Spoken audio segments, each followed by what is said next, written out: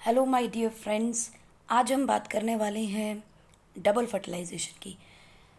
बहुत ही बच्चों को ये कॉम्प्लेक्स लगता है बट इतना डिफ़िकल्ट है नहीं। पहली चीज़ बच्चों ध्यान रखिएगा, हमें पता है कि प्लांट्स कितनी तरह के होते हैं हमारे। दो तरीके के। हमने क्लास 9 में पढ़ा था, एंजियोस्पर्म के बारे में और जिम्नोस्पर्म के बारे में। एंजियोस्पर्म वो होते हैं जिनमें फ्लावरिंग होती है, यानी कि जहाँ फ्लावर्स आपको मिलते हैं, और जिम्नोस्पर्म में there is no flowering, right. So, double fertilization is a prime feature of flowering plants, जिसमें flowers आएंगे then fruits आएंगे, right? So, देखते हैं कि flowering plants में ऐसा क्या होगा। So, बच्चों एक चीज़ देखो, आपके पास ये है एंथर, ठीक, ये है फिलामेंट, और इसी में प्लांट के अंदर आपके पास क्या है, ओवरी, राइट। यानी कि जो male and female reproductive plants हैं वो इसी फ्लावर में पड़े हैं। We are taking this example of this particular flower जिसके अंदर ये दोनों पड़े हैं। There may be certain flower जहाँ क्रॉस पॉलिनेशन होगी। द पॉइंट इज कहीं से भी आपके पास पोलन जो है वो आना चाहिए। These are your sepals, these are the petals, ठीक। This is the male reproductive part,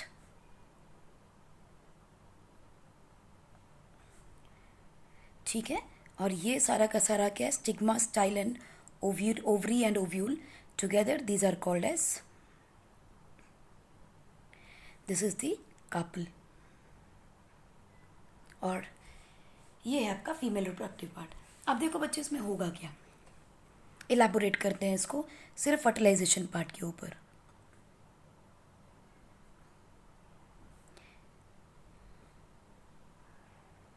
ये आपके पास एक फीमेल प्लांट, एक प्लांट की ओवरी, ठीक है, और इसके अंदर ओवरी के अंदर आपके पास कुछ न्यूक्लियाइज, कुछ ओवास पड़े हैं, ठीक है ना। बच्चों यहाँ पर क्या हो रहा है, जब भी कोई भी पोलन इसके ऊपर आके चिपकेगा, दिस इज व्हाट पोलन।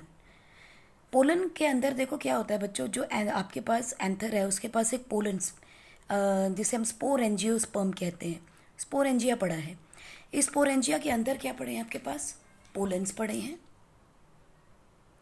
और पोलन के साथ साथ इसके अंदर बहुत सारे आपके पास और एक टाइप का सेल होता है जिसे हम लोग पोलन ट्यूब सेल बोलते हैं, ठीक है जी। बेस यूजुअली एक स्पोरेंजिया में आपके पास एक पोलन ट्यूब सेल और एक पोलन होता है, यानी कि एक पोलन। सो आप कह लो कि एक पोलन है और एक पोलन ट्यूब सेल है, pollen grain, and this is the pollen tube cell. दो तरह के सेल आपको स्पोरेंजिया में मिलेंगे जो कि एंथर के पास हैं, यहाँ से, ठीक है जी। नाउ जो ये पोलन ग्रेन होता है बच्चों, इस पोलन ग्रेन के अंदर जो जर्म सेल है जिसे हम जर्म सेल बोल रहे हैं वो फिलहाल एक होता है, ठीक है।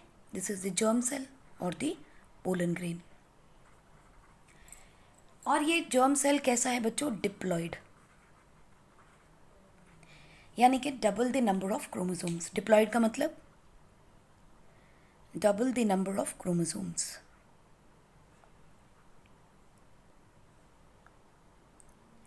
ठीक। जब ये पोलन इसके ऊपर आके चिपकता है, ये एंजियोस्पर्म स्पोरेंजिया यहाँ पहुँचेगा, पोलन इसके पास पहुँचा। सो जो आपके पास जर्म सेल था बच्चों, वो जर्म सेल क्या बनाएगा, pollen tube, sorry pollen tube cell क्या है, पोलन ट्यूब बना देता है। और आपका जो जर्म सेल है वो यहाँ ऊपर पड़ा है जो इस पोलन ट्यूब के अंदर से क्रॉस करेगा, ठीक है जी। तो बेसिकली स्पोरेंजिया जैसे ही इसके ऊपर टिकेगा आके, तो पोलन जो ट्यूब सेल है वो ट्यूब बना देगा, पोलन उसके अंदर ट्रेवल करेगा। कैसे, ये देखो,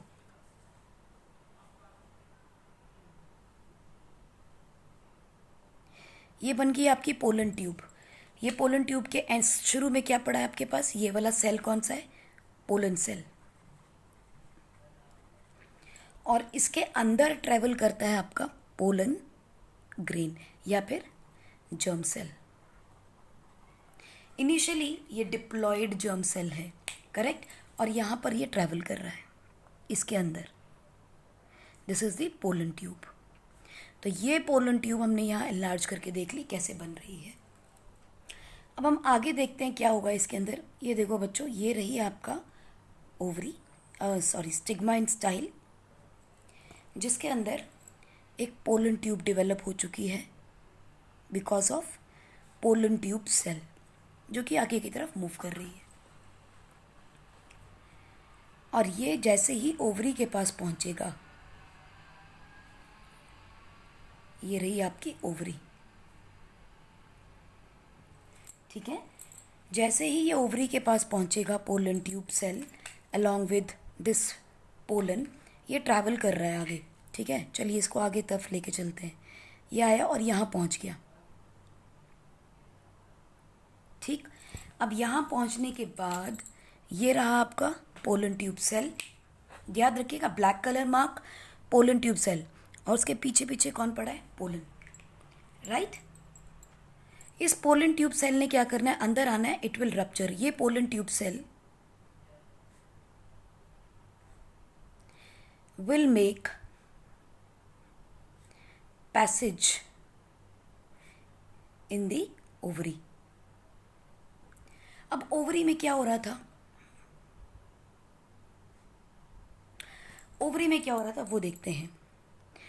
देखो बच्चों, ओवरी के अंदर इनिशियली क्या होता है, ये ओवरी है, इसके अंदर एक सेल होता है जिसे कि हम लोग एक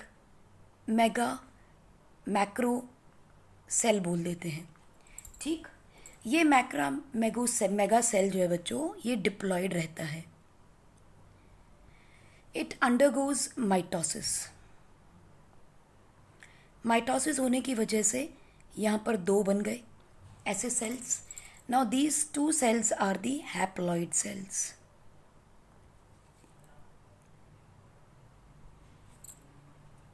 first it goes undergoes haploid cells बना दिए इसने, ठीक है।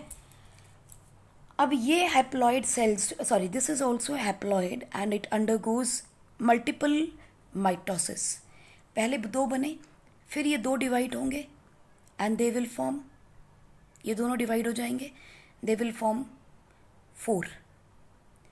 फिर ये क्या करेंगे, these 4 will again get enlarged and they will also divide. जब ये सारे डिवाइड होंगे तो क्या बन जाएंगे आपके पास, कितने बनेंगे, 8, right. Now these 8 will arrange themselves in such a manner that this is the entry point of ovary for pollen tube। इस एंट्री पॉइंट के ऑपोजिट यहाँ पर 3 सेल यहाँ पहुँच गए and they develop proper cells। These 3 cells are called as antipodal cells, ठीक है। और 3 यहाँ के accumulate कर जाते हैं, जिनमें से ये 2 सेल एक जैसे होते हैं, so they are called as synergids cells। और ये जो सेंटर में है ना बच्चों, this becomes the ova, actual ओवा और दी एग सेल, यानी जहाँ पर जर्मिनेशन होगी। अब बच्चों यहाँ पर जो सेंटर में है, दिस सेंट्रल न्यूक्लियस जो है, यहाँ पर 2 सेल इकट्ठे रह जाते हैं and these 2 are called as polar nuclei. ये दोनों के दोनों सेंटर में रहते हैं, so these are called as large central nucleus.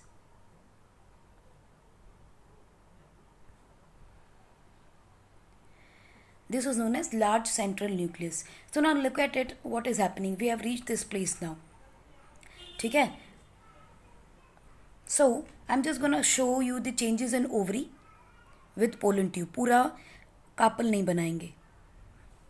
So ये आ रहा था pollen tube. It entered here. Enter कर गया. यहाँ था pollen cell. और इसके अंदर क्या था आपके पास, पोलन, एक जर्म सेल। बच्चों द मोमेंट ये एंटर करने लगता है तो ये जर्म सेल भी इट अंडरगोज माइटोसिस। और माइटोसिस होने की वजह से यहाँ पर दो गैमीट्स बन जाएंगे.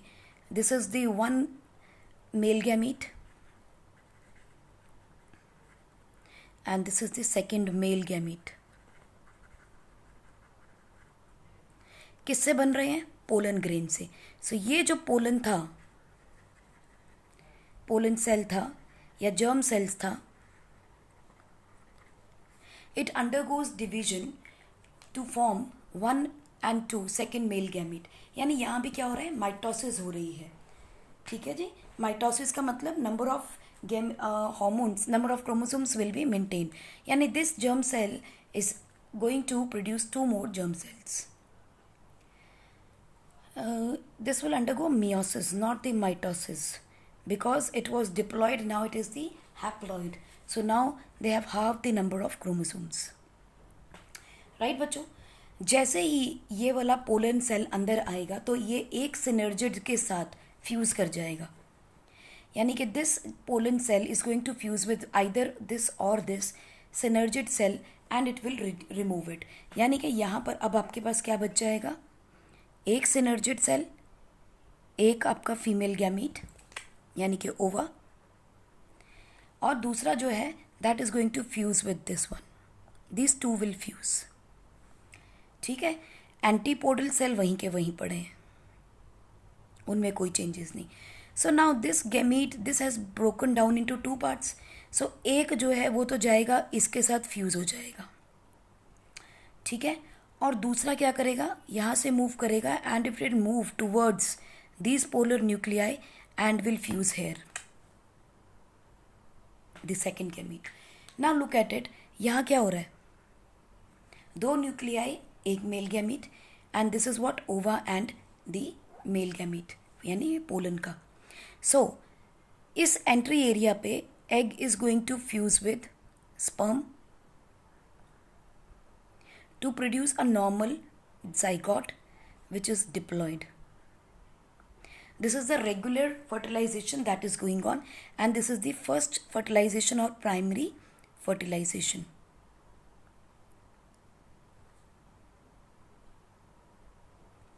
Primary fertilization. At the same time, look at it, this second one, this went to the 2 polar nuclei और वहाँ जाके fuse हो गया. Now these 2 nuclei and 1 sperm cell together, यानी कि polar nuclei plus the germ cell or the sperm, यानी कि एक पोलन सेल जो है, पोलन सेल 2 स्पर्म्स को प्रोड्यूस कर रहा है. ठीक है. ये पोलर न्यूक्लियाई और दोनों पोलर न्यूक्लियाई जर्म सेल से जब फ्यूज करते हैं, since 3 different cells are involve, this is called as triple fusion. This is called as triple fusion, and this triple fusion is what? The second fertilization. ये है आपकी double fertilisation. अब ये second fertilisation का काम क्या है बच्चों?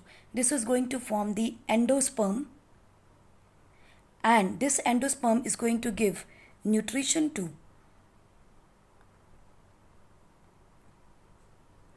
zygote in early stage. This is the importance of endosperm formed by this triple fusion to form the primary, give the nutrition to zygote formed by primary fertilization. So this is what is the triple fusion and the double fertilization, and it is the classical feature of angiosperm. And sometime people ask about the probability of this kind of fusion. So it is very common in angiosperm, but it is rarely seen in gymnosperm. Yes, there are certain plants in which gymnosperms हैं ऐसे जिनमें triple fusion देखी गई है, but वो बहुत rare है. और अब तो साइंटिस्ट जो है इसको कोशिश कर रहे हैं इन विट्रो करने की, so that they can produce viable seeds and fruits from the gymnosperm also, rather than only angiosperm. So what is double fertilization? It is a complex method of fertilization found in angiosperms that also differentiate angiosperm and gymnosperms. In this one sperm fuses with egg in ovary to form regular zygote, while second sperm fuses with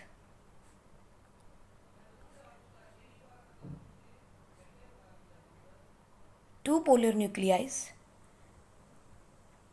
to form endosperm. This is called triple fusion, and together it is called double fertilization.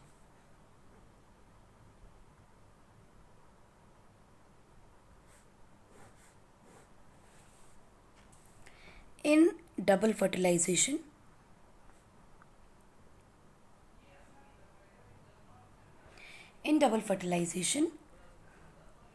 two male gametes, that is sperm, fuses with one egg or ova to produce one zygote. This is the double fertilization. तो basically दो male gamete एक female gamete के साथ fuse करते हैं to produce zygote, और जो दूसरा मेल गैमीट था एक्चुअली में वो फ्यूज़ किसके साथ कर रहा है, पोलर न्यूक्लियाइज के साथ. But it is always said that for double fertilization का मतलब होता है जब दो मेल गैमीट आ रहे हैं और एक ओवा है, क्योंकि एक्चुअली में पोलर न्यूक्लियाइज जो होते हैं दे आर नॉट दी ओवा.